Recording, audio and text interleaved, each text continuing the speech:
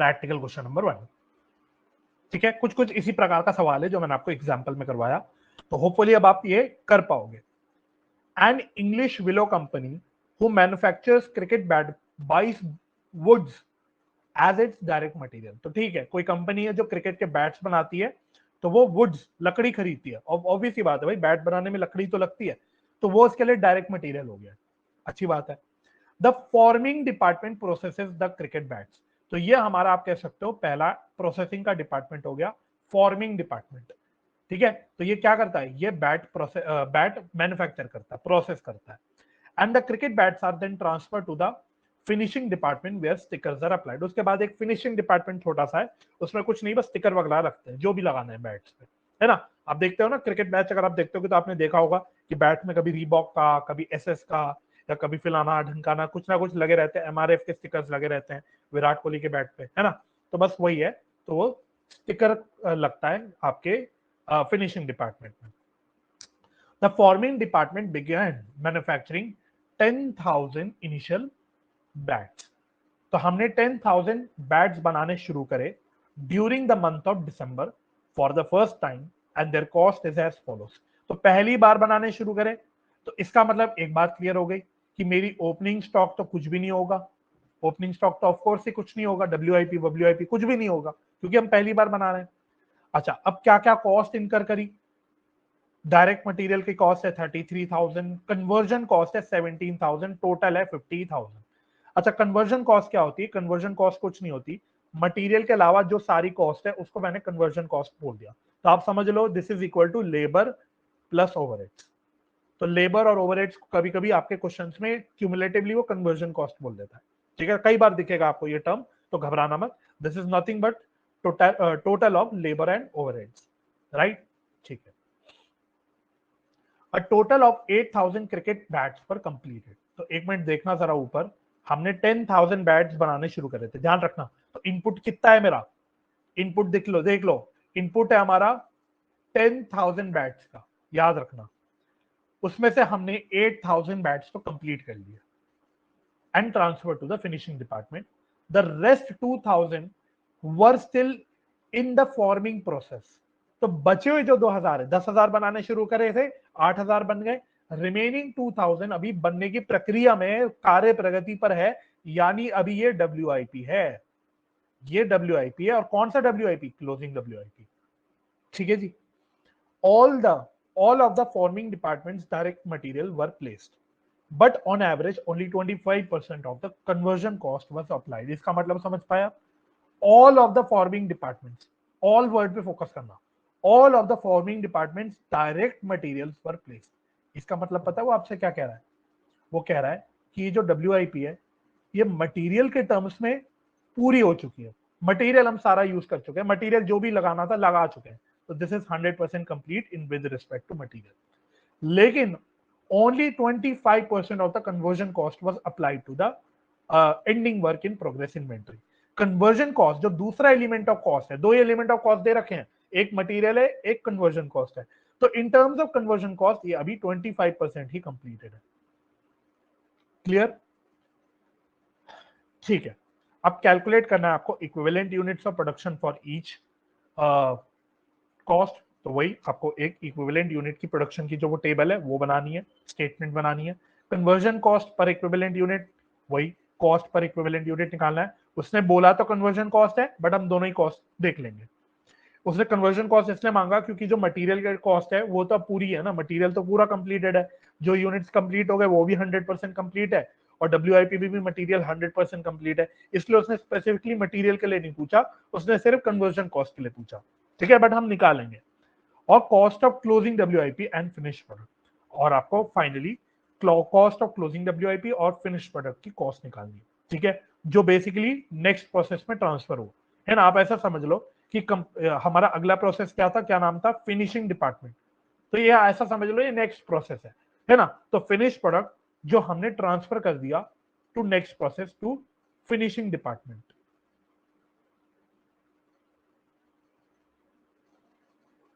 ठीक है, और इसके अलावा मैं आपको प्रोसेस अकाउंट भी बना के दिखाऊंगा। हर सवाल में मैं आपको प्रोसेस अकाउंट बना के दिखाऊंगा, मेरी ऐसी कोशिश रहेगी, क्योंकि बड़े क्वेश्चंस में आपको सब कुछ करना होगा including preparation of process account. तो प्रोसेस अकाउंट मांगा नहीं सवाल ने, बट हम अपने आप बना लेंगे। ठीक है, रेडी हो?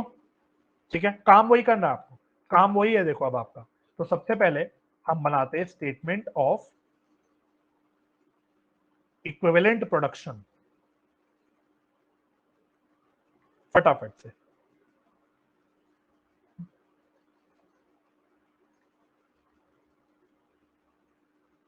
चलिए,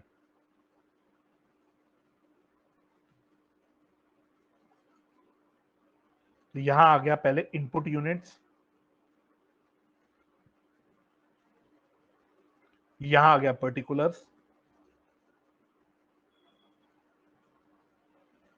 फिर आ गया आपका आउटपुट यूनिट्स। वैसे तो मेरे ख्याल से क्वेश्चन मैंने आपको होमवर्क में देना चाहिए था, बट कोई बात नहीं, मैं आपको प्रैक्टिस करा रहा हूं अभी, इसलिए मैं करा दूंगा। मेजोरिटी क्वेश्चंस मैंने सोचा मैं करवा ही दूंगा आपको, ताकि आप मेरे साथ साथ प्रैक्टिस कर लो। ठीक है, फिर आपकी मटेरियल कॉस्ट है। ठीक है, मटेरियल कॉस्ट की आपकी परसेंटेज कंप्लीशन होगी और कुछ क्वांटिटी होगी। ये क्या है? ये हम निकाल रहे हैं क्या? Equivalent units.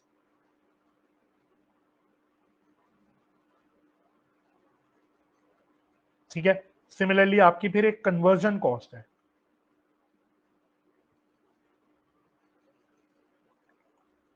तो इसकी भी कुछ अपनी परसेंटेज होगी और इसकी अपनी कुछ क्वांटिटी होगी।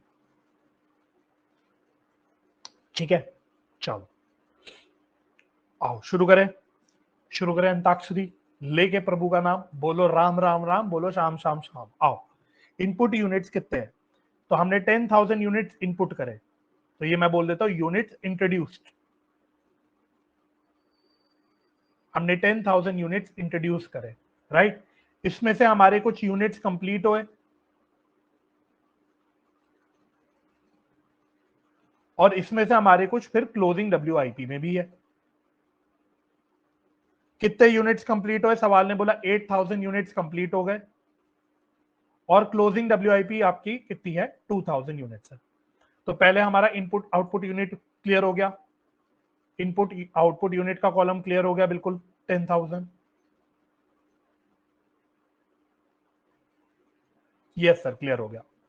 आओ, अच्छा अब जो यूनिट्स कंप्लीट हुए, तो भाई जो यूनिट्स कंप्लीट हुए तो वो तो 100% ही कंप्लीट होंगे। तो चाहे मटेरियल के टर्म्स में बोल लो, चाहे कन्वर्जन कॉस्ट के टर्म्स में बोल लो, दोनों भी ये आपके 100% कंप्लीट होंगे। लेकिन जब कहानी क्लोजिंग डब्ल्यूआईपी में आई, तो वहां तो क्वेश्चन ने बोला कि भाई देखो मटेरियल तो पूरा हो चुका है यूज, तो मटेरियल के टर्म्स में तो पूरा कंप्लीटेड है, परंतु अभी आपके कन्वर्जन कॉस्ट के टर्म्स में ये सिर्फ कितना 25% कंप्लीटेड है। तो ये कितना आ गया? 500, राइट। तो बस अब इसका भी टोटल कर लो, 10,000 ये आ गया, 8,500 ये आ गया। बताओ, बन गई आपकी इक्विवेलेंट प्रोडक्शन? कोई मुश्किल है क्या? कोई दिक्कत है? नहीं दिक्कत है। चलो आओ, अब आपको क्या निकालना है? वही calculation of cost per equivalent unit. तो अब मैं थोड़ा जल्दी कर सकता हूं ना, मैंने एक बार एग्जांपल आपको थोड़ा फास्ट फास्ट करा दिया, तो अब वही काम कर रहा हूं मैं वापस से, तो अब थोड़ा स्पीड पकड़ लूं मैं। मटेरियल, तो मटेरियल की बात करो, तो मटेरियल की टोटल कॉस्ट है 33,000। और अपनी ऊपर के टेबल में इक्विवेलेंट यूनिट्स में देख लो कि मटेरियल के लिए इक्विवेलेंट यूनिट्स का टोटल कितना है। तो सर ये तो 10,000 ही है, ये तो 10,000 ही है, तो इसको लिख देंगे, डिवाइड कर देंगे 10,000 से। तो इसका आंसर क्या हो गया? 3.3 पर इक्विवेलेंट यूनिट। ठीक है, और यहाँ पे इक्विवेलेंट यूनिट बोलना थोड़ा बेकार है, बिकॉज यहाँ पे मटेरियल के लिए तो कोई एज सच इक्विवेलेंट यूनिट नहीं है, क्योंकि जो यूनिट्स कंप्लीट हो गई वो तो पूरी तैयार है और डब्ल्यूआईपी भी 100% कंप्लीटेड है मटेरियल के टर्म्स में। तो यहाँ वैसे पर इक्विवेलेंट यूनिट बोलना थोड़ा सा इमटेरियल है, बट मैं बोल देता हूँ। ठीक है, फिर है आपका कन्वर्जन कॉस्ट। तो कन्वर्जन कॉस्ट कितना है? 17,000 रुपीज का है। और फिर देख लो कि कन्वर्जन कॉस्ट के टर्म के लिए इक्विवेलेंट यूनिट्स का टोटल कितना आया था? ये आया था 8500। कितना आया था सर? 8500। तो इसको डिवाइड कर देंगे 8500 से, तो ये कितना आ गया? ये आई थिंक 2 रुपीज पर इक्विवेलेंट यूनिट आ जाएगा। क्लियर हो गया? ठीक है, ये देखो सेकंड रिक्वायरमेंट हो गई, तो दिस इज सेकंड रिक्वायरमेंट। अगर मैं आपके रिक्वायरमेंट के हिसाब से नंबरिंग करूं, ये फर्स्ट रिक्वायरमेंट थी, ठीक है, क्वेश्चन की। थर्ड रिक्वायरमेंट में क्या बोला है उसने? Calculation of cost of closing WIP and finished products.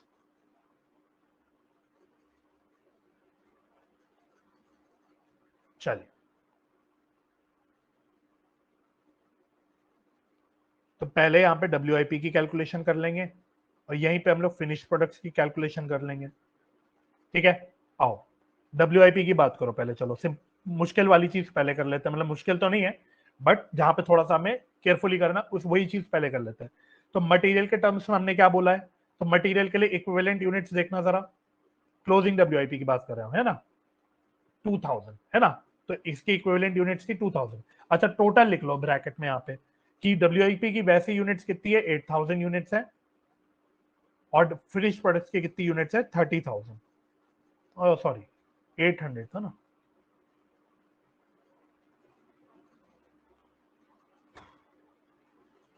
2000 है, 2000 और 30,000 नहीं, 8000। पिछला एग्जांपल दिमाग में चल रहा था, ये 8000। चलो आओ जी, तो मटेरियल तो भाई, मतलब WIP तो मटेरियल के टर्म्स में तो पूरा 2000 तैयार है, पूरा 2000 यूनिट्स आपके कंप्लीटेड यूनिट्स है। तो 2000 इंटू पर यूनिट कॉस्ट कितनी थी, 3.3।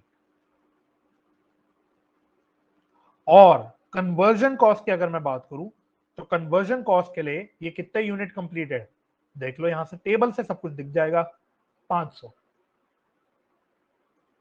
तो ये 500 यूनिट कंप्लीट है, और पर यूनिट कितनी कॉस्ट निकाली हमने ऊपर, 2 रुपीज। तो ये आ गया 1000, और ये कितना आ रहा है, 6600 आएगा शायद, 6600। तो टोटल आ गया 7600, ठीक है। सिमिलरली फिनिश्ड प्रोडक्ट्स की बात करो, वही एक मटेरियल कॉस्ट है, एक कन्वर्जन कॉस्ट है, ठीक है। तो मटेरियल कॉस्ट, तो ये तो भाई पूरे 8,000 है ना यूनिट्स पूरे कंप्लीटेड, फिनिश प्रोडक्ट में तो कोई बात ही नहीं है। और पर यूनिट कॉस्ट कितनी कितनी है, 3.3 और 2, तो ये आ गया 16,000, और ये कितना आ गया, 26,400।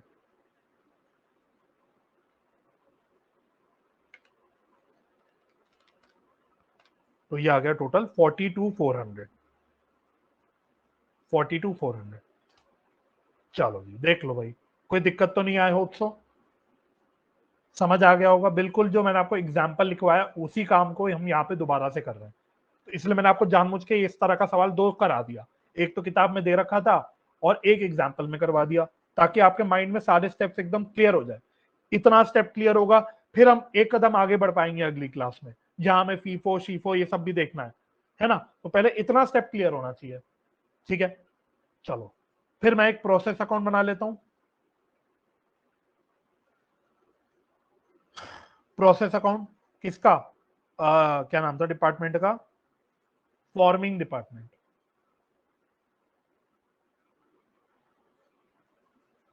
ठीक है। ये मांगा तो नहीं था बट बना रहा हूं, है ना, कोशिश रहेगी कि हम बनाते चले प्रोसेस अकाउंट, ताकि क्लियर रहे हमें पूरा कॉन्सेप्ट।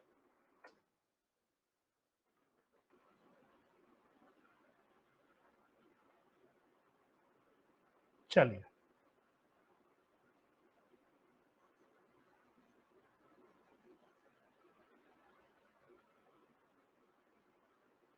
ज्यादा ही बड़ा बड़ा बन गया शायद मेरे ख्याल से। ये यहाँ यूनिट्स आ गया, यहाँ रुपीज आ गया, यहाँ यूनिट्स आ गया, यहाँ भी रुपीज आ गया। चलिए, तो फटाफट से करते हैं, मटेरियल की कॉस्ट ले लेते हैं। तो कितने यूनिट्स के लिए हमने मतलब बनाना शुरू किया, 10,000 यूनिट्स के लिए हमने मटेरियल की कॉस्ट इनकर करी, तो मटेरियल की कॉस्ट थी 33,000। इसके अलावा हमने कुछ लेबर कॉस्ट, या सॉरी सिर्फ कन्वर्जन कॉस्ट है, तो हमने कुछ कन्वर्जन कॉस्ट भी इनकर करा, तो यूनिट्स में तो कुछ नहीं आएगा, यहां आ जाएगा 17,000। अच्छा, इसमें से अब कुछ क्लोजिंग डब्ल्यूआईपी में रह गया, कितना रह गया था 2000, और बाकी आपका फिनिश प्रोडक्ट हो गया जो ट्रांसफर कर दिया हमने फिनिशिंग डिपार्टमेंट में।